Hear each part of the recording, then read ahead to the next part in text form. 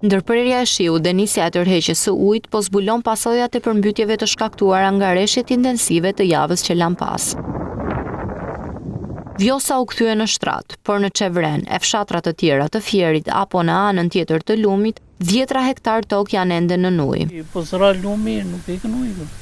Banorët thonë se argjinatura u mbrojti shtëpit, por sipas tyre, gjithçka që kishin kultivuar u dëmtua.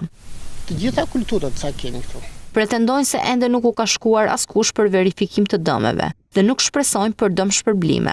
Më përpara kemi marrë, kurse tani se besoj.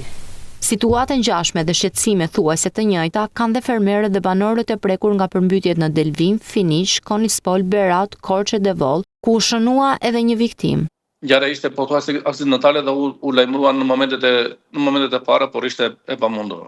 Disa zona nga jugu në veri janë bllokuar për shkak të shëmbjes së të paktën 15 urave, siç konfirmoi edhe ministri i mbrojtjes të dielën, apo dëmtimi i rrugëve nga rrëshqitjet e gurve e dherave.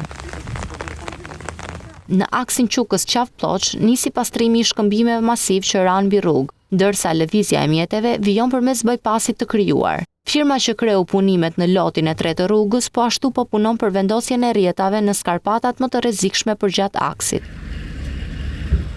Uji po tërhiqet edhe nga qargu i Lezhës. Disa zona mbeten ende të bllokuara nga ndëmtimi i infrastrukturës dhe 10 hektar tokë janë të përmbytura.